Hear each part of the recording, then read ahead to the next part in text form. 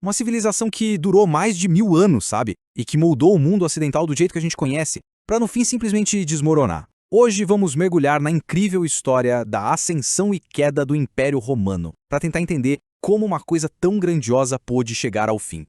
Para a gente entender a queda, o melhor é começar lá de cima, do topo mesmo.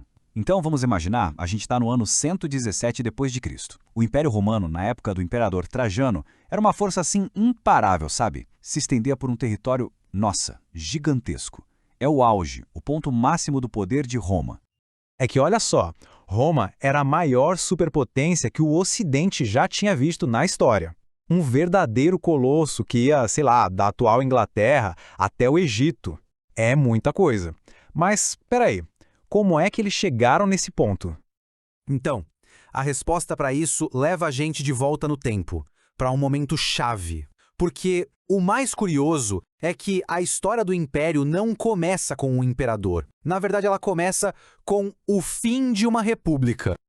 E aqui tem uma confusão bem comum que a gente precisa desfazer. Muita gente acha que Júlio César foi o primeiro imperador, mas tecnicamente não foi.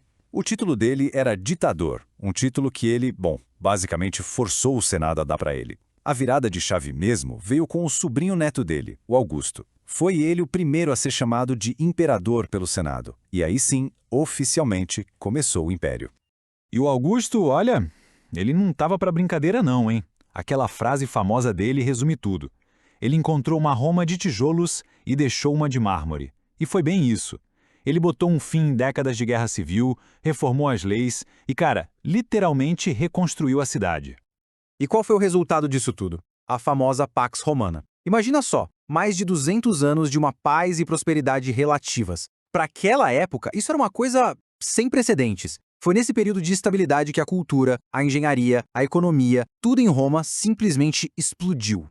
Só que, o império que é construído na base do poder e da conquista raramente fica em paz por muito tempo. Depois do Augusto, Roma entrou numa verdadeira montanha-russa. Eram dinastias que se alternavam entre momentos de glória e de caos absoluto.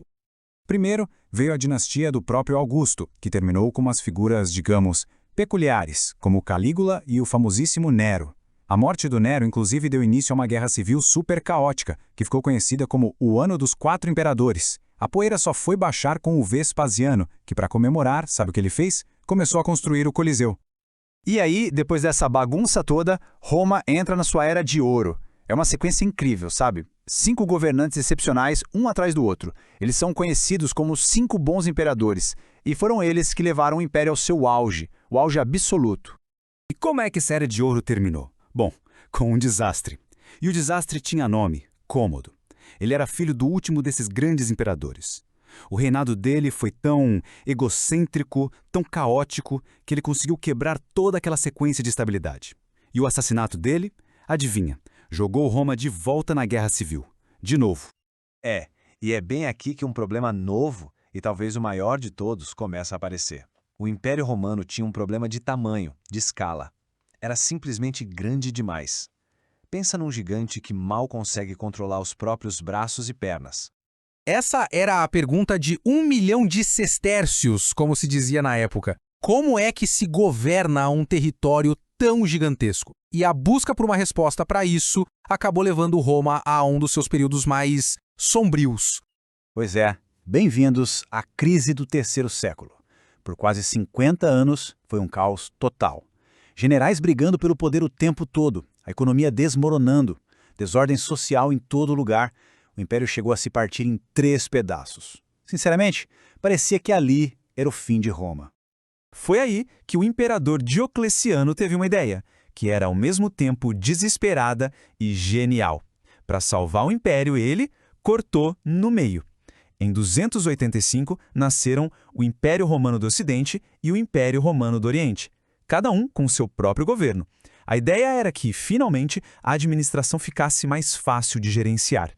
Olha, dividir o império foi uma mudança gigantesca, mas a transformação que veio a seguir, essa foi ainda maior.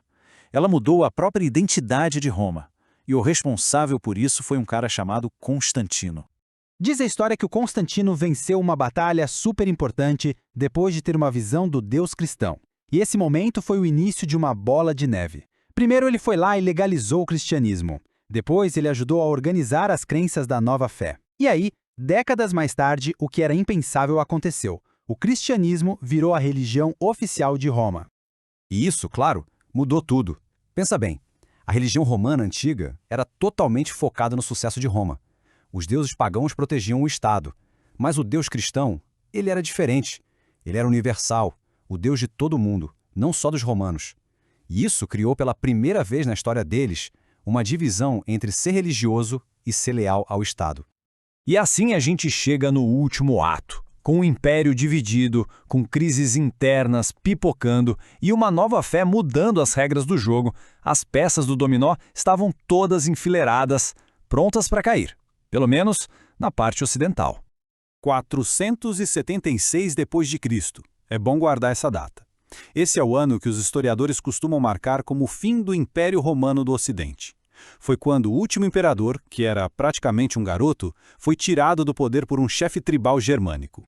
Mas por quê? Como que isso foi acontecer? Olha, não tem uma resposta fácil, uma única causa. Foi o que a gente chama de tempestade perfeita. Instabilidade política, invasões constantes nas fronteiras, muita corrupção interna, um exército que era cheio de mercenários que não estavam nem aí para Roma e uma economia em frangalhos. Foi tudo isso acontecendo ao mesmo tempo. Só que a queda de Roma não foi de jeito nenhum o fim da sua história. O legado do Império é uma coisa gigantesca e está por toda a parte até hoje. As estradas que inspiraram as nossas, os aquedutos, boa parte das nossas leis, o nosso calendário e até muitas das línguas que a gente fala, tudo isso tem um pezinho lá em Roma. O que deixa a gente com uma última pergunta para pensar. Com um legado tão imenso que vai da engenharia até o direito, qual foi, afinal, a maior herança que Roma nos deixou? A resposta para isso talvez diga mais sobre nós hoje do que sobre eles no passado. Fica aí a reflexão.